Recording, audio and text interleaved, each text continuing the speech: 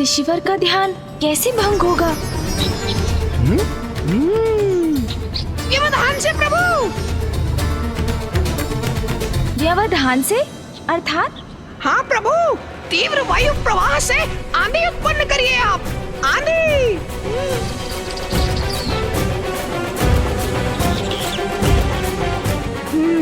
उचित है मूषक जी। जी प्रभु।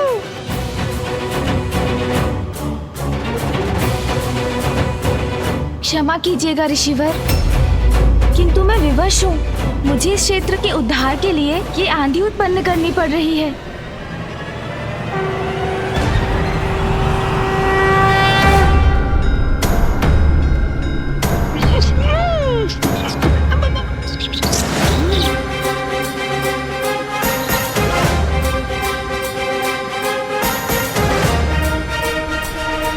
प्रभु तो आंधी उत्पन्न कर रहे हैं, किंतु ऋषिवर के नेत्र खुलने पर कैसा बवंडर उत्पन्न होगा, किसे ज्ञात। छिपने में ही भलाई है।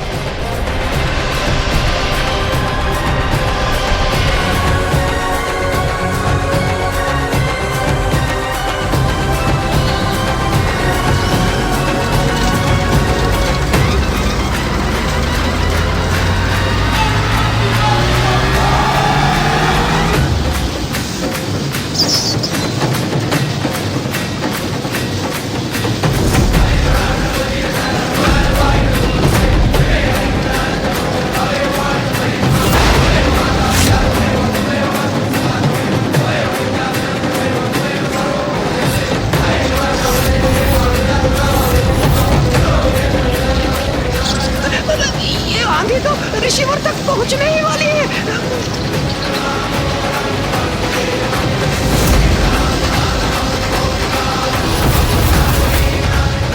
कहीं इस वायु प्रवाह की आंधी के स्पर्श से ऋषिवर के क्रोध का ज्वालामुखी न फट जाए।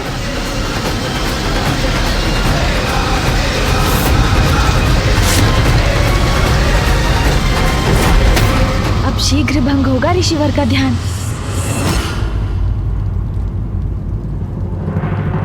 विश्वास है मुझे, गणेश सर्व समर्थ है, किंतु फिर भी मैं सशंकित हूँ। कहीं उसके साथ कुछ अप्रिय न घट जाए। गणेश का यह प्रयास सफल होने से अनेकों चिंताओं का अंत होगा।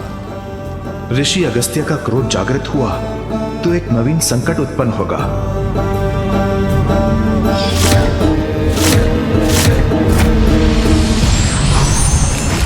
कैसी विकट परिस्थिति है। किसकी अधिक चिंता करूं मैं, इस बवंडर के टकराव से ऋषि अगस्त्य के ध्यान भंग होने की, अथवा बवंडर द्वारा इस कमंडल के गिरकर उल्टा हो जाने की।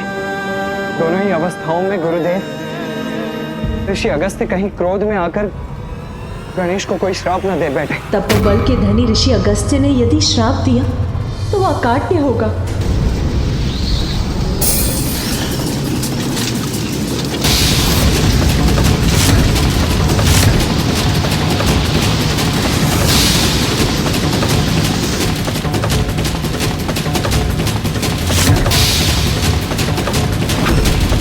प्रतीत होता है ऋषिवर का कमंडल अब गिरने ही वाला है।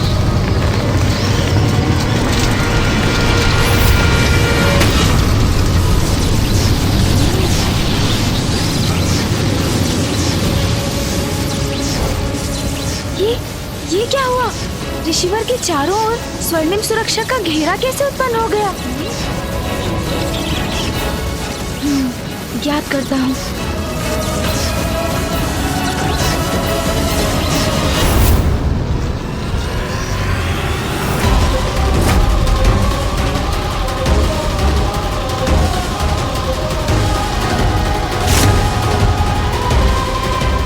क्या ये बवंडर तो इसी ओर लौट रहा है। हाँ प्रभु। मूषक जी सावधान।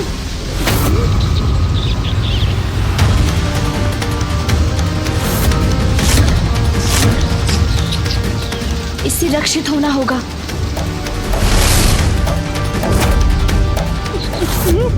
अब मैं कैसे बचूं?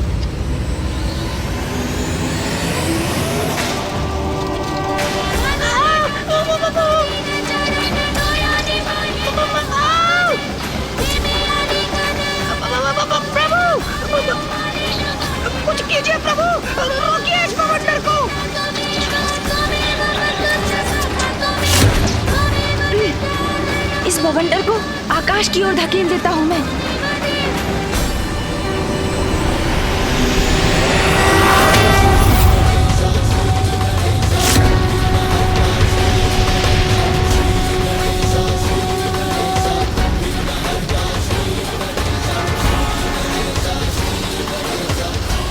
हम रक्षित हो गए प्रभु।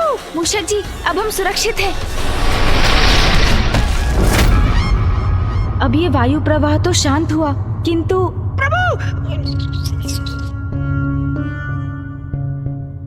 प्रभु, इस बवंडर ने तो उलटकर मेरी ही दुर्दशा कर दी। हाँ मूषक जी, हमारा ये उपाय तो व्यर्थ हुआ। अब कुछ और सोचना होगा। और सोचना होगा? आप सोचिए प्रभु, मैं तो तनिक विश्राम कर लेता हूँ। इन टहनियों के प्रहार भी विद्युत के प्रहार समान प्रतीत हो रहे थे मुझे। विद्युत, सुना ना आपने प्रभु? विद्युत।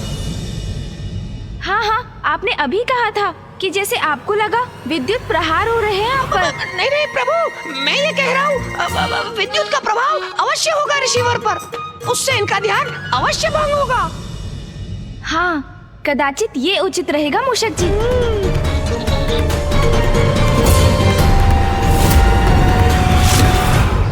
आशा है ये युक्ति कार्य करेगी।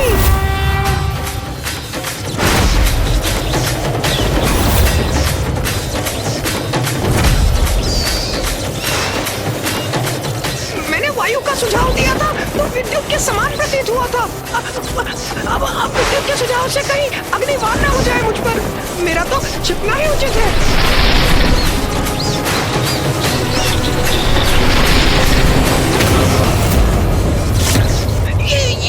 ये विकराल मेघ उत्पन्न हो रहे हैं।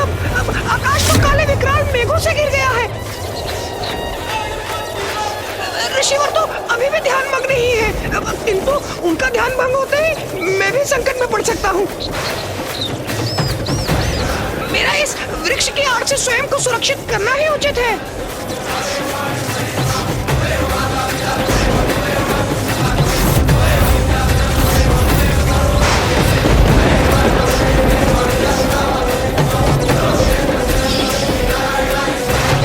प्रभु के समान मैं भी वृक्ष के ऊपर चढ़कर ही सुरक्षित हो सकूंगा।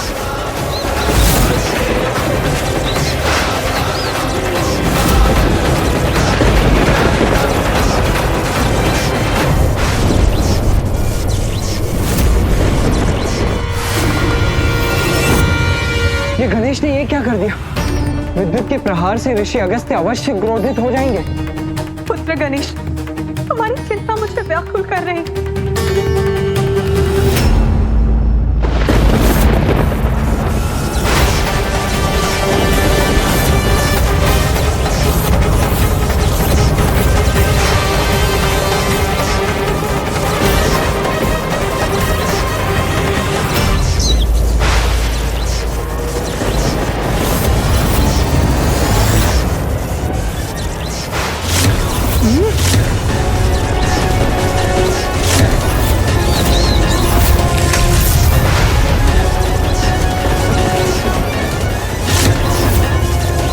वृक्ष की ओर भी आ सकती है। मुझे इस वृक्ष से दूर हट जाना चाहिए। ये कैसे संभव है? ये विद्युत तो मेरी ओर ही आ रही है। प्रभु!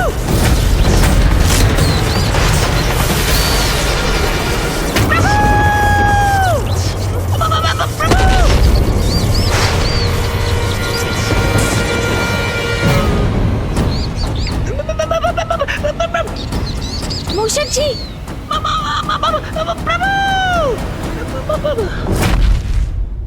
आप कुशल तो है ना मूषक जी? वृक्ष के ऊपर क्यों चढ़ गए थे आप? वृक्ष विद्युत को अपनी ओर आकर्षित करता है, ये तो आपको भी ज्ञात होगा ना मूषक जी?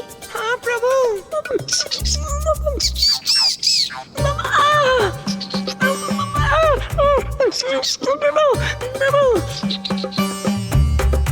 मेरा मुख, मेरा सुंदर मुख, क्या हो गया इसे? देखिए प्रभु, मेरी सुंदर मुख पर कैसी कालीमा छा गई है। मेरी सुंदरता विलीन हो गई। नहीं मूषक जी, आप तो पूर्व के समान ही दिखाई दे रहे हैं। आपको तो कुछ भी नहीं हुआ।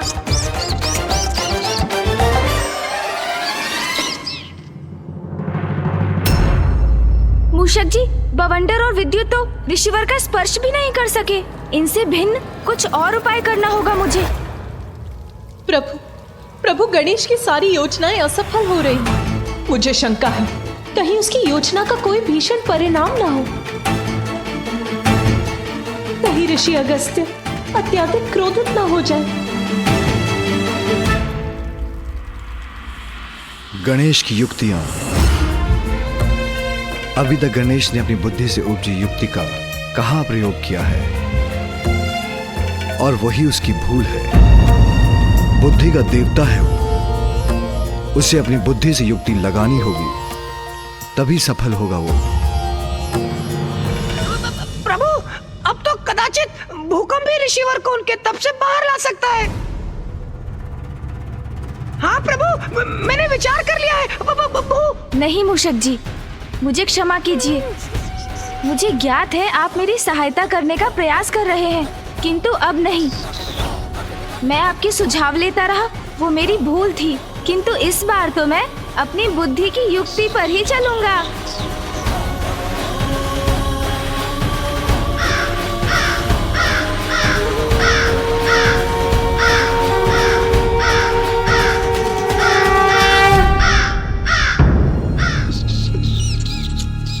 काग? प्रभु! मूषक जी,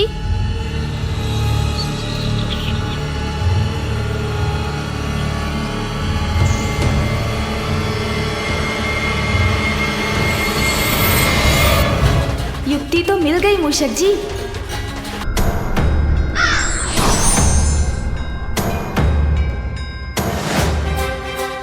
प्रभु, मुझे यहाँ अकेले छोड़ गए। यदि ऋषिवर का ध्यान भंग हुआ तो, और मैं उनकी दृष्टि में पड़ गया तो अवश्य शाप दे डालेंगे मुझे।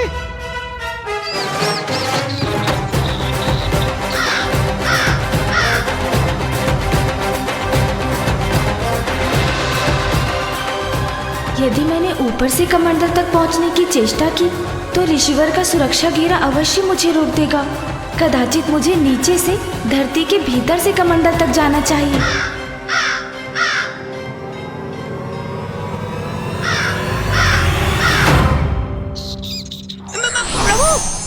प्रभु, आप लौट आए? हाँ मूषक जी, लौट आया मैं, क्योंकि मुझे आपको एक कार्य सौंपना है। आपको यहाँ से ऋषि अगस्त्य तक धरती में सुरंग बनानी है। सुरंग का निर्माण करना है ऋषिवर तक? हाँ मूषक जी, जिससे मैं सुरंग के मार्ग से ऋषि अगस्त्य तक पहुँच सकूं। विलंब मत कीजिए आप। जैसे आपकी आज्ञा प्रभु। यदि मुझे कुछ हो जाए तो स्मरण रखिएगा कि मैंने अपने प्राण न्यौछावर कर दिए अपनी स्वामी भक्ति में। मैं हूँ ना मूषक जी, फिर क्यों चिंता कर रहे हैं आप? आपको कुछ नहीं होगा, आप शीघ्रता कीजिए, अपना कार्य आरंभ कीजिए आप। जी प्रभु।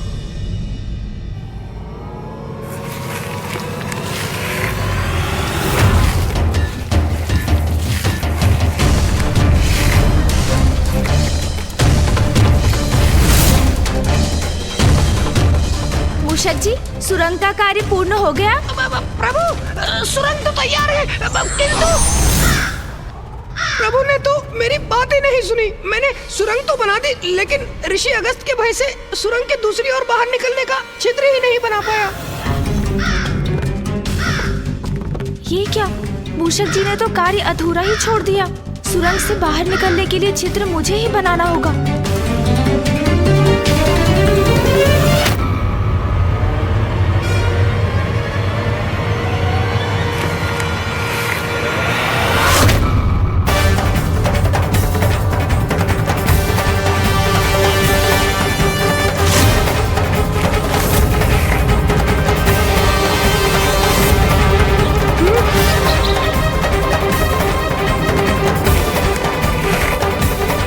विलंब उचित नहीं, शीघ्रता करो गणेश।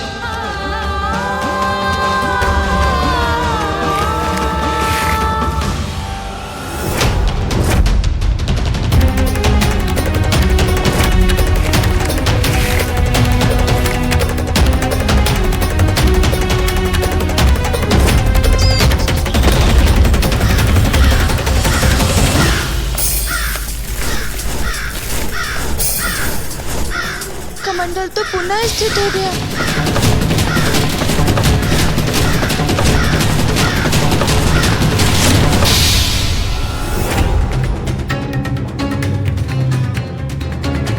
हाँ गणेश, यही युक्ति उचित है। अपने पंख से उलट दो कमंडल को, मुक्त कर दो माँ लोपामुद्रा को। हाँ प्रभु, उचित है। आपके पंख फड़फड़ाने से कमंडल गिर जाएगा।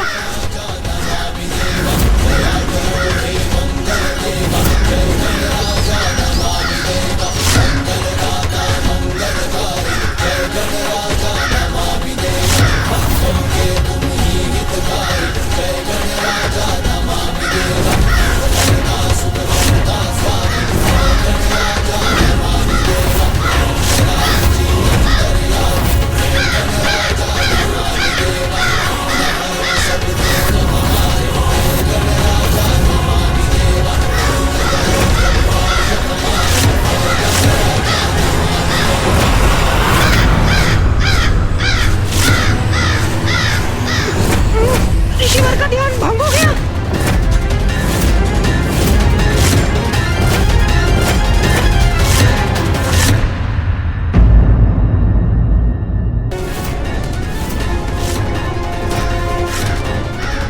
ऋषिवर के मुखमंडल पर क्रोधाग्नि स्पष्ट दिखाई दे रही है। कदाचित इसका परिणाम अच्छा नहीं होगा। दुस्साहसी काग, मेरा ध्यान भंग करने का दुस्साहस कैसे किया तुमने? दूर हटो यहाँ से। मैंने कहा ना, दूर हटो मेरे कमंडल से। मुझे शीघ्रता से नहीं, अभी तो बुद्धिमानी से कार्य लेना होगा।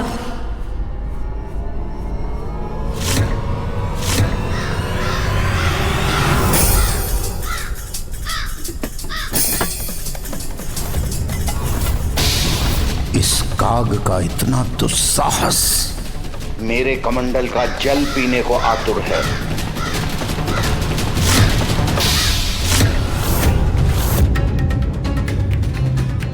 मेरी चिंता सत्य ना हो जाए। कहीं क्रोधावश ऋषिवर गणेश को दंडित करने के लिए उसे श्राप ना दे दे। गणेश, ऋषिवर को और क्रोधित मत करो। इसी पल लौट आओ, मुड़ जाओ वहां से।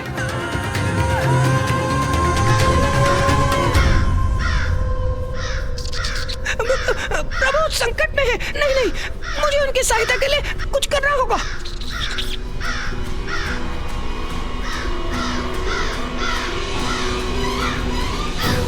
मुझे क्षमा कर दीजिए प्रभु। मेरे पांव तो ऋषि अगस्त के भय के कारण जड़ हो गए हैं, आगे ही नहीं बढ़ रहे।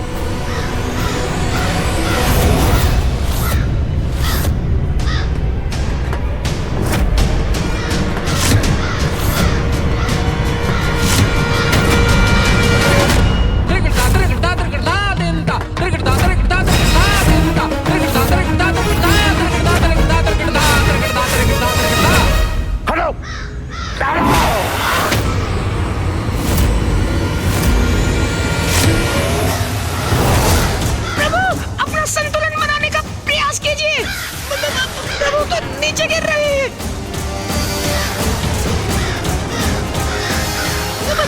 चिंता मत कीजिए प्रभु, मैं आपको संभालने का प्रयास करूंगा। प्रभु, मैं आ रहा हूँ प्रभु, मैं आ रहा हूँ। प्रभु, आप कुशल तो हैं? ऋषिवर ने तो आपको आकाश में ही भेज दिया था। हाँ मूषक जी, मैं सुरक्षित हूँ, कुशल भी हूँ। जो हुआ उसमें ऋषिवर का कोई दोष नहीं है। वो तो मात्र अपना कमंडल सुरक्षित करने के लिए अपने हाथ से मुझे दूर करने का प्रयास कर रहे थे और उनका हाथ मेरे पंख पर लग गया, जिससे मैं दूर आकाश की ओर चला गया। सुरक्षित है मेरे पुत्र गणेश। प्रभु, मेरी विनती स्वीकार कीजिए, यहाँ से लौट चलिए। महादेव, माता पार्वती, कुमार कार्तिकेय से विचार विमर्श कर प्रभु माँ लोपामुद्रा को नदी रूप में प्रवाहित करने की कोई और युक्ति सोचनी होगी हमें। किंतु अब हमारा यहाँ रुकना उचित नहीं। ऋषिवर के क्रोध से पार पाना कठिन है प्रभु। व्यर्थ चिंता कर रहे हैं सभी। गणेश अपना दायित्व निभाना भली भांति जानता है। वो इस संकट का भी हल अवश्य ढूंढ लेगा।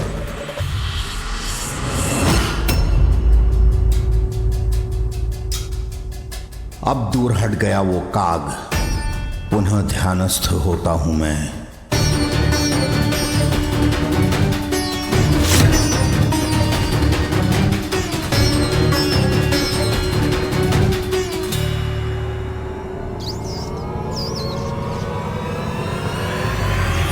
नहीं मूषक जी, अपना उद्देश्य पूर्ण किए बिना हम यहाँ से कदापि नहीं लौटेंगे। स्थिति विकट है। ऋषि अगस्त्य का क्रोध सर्वज्ञात है, किंतु कठिनाई से भयभीत होकर हम पीछे भी नहीं हट सकते। मूषक जी, जब तक माँ लोपामुद्रा कावेरी नदी के रूप में ऋषिवर अगस्त्य के कमंडल से बाहर नहीं आ जाती, मैं यहाँ से नहीं लौट सकता। चाहे इसका कुछ भी परिणाम हो, वो स्वीकार है मुझे। और इसलिए मैं पुनः प्रयास करने जा रहा हूँ मूषक जी।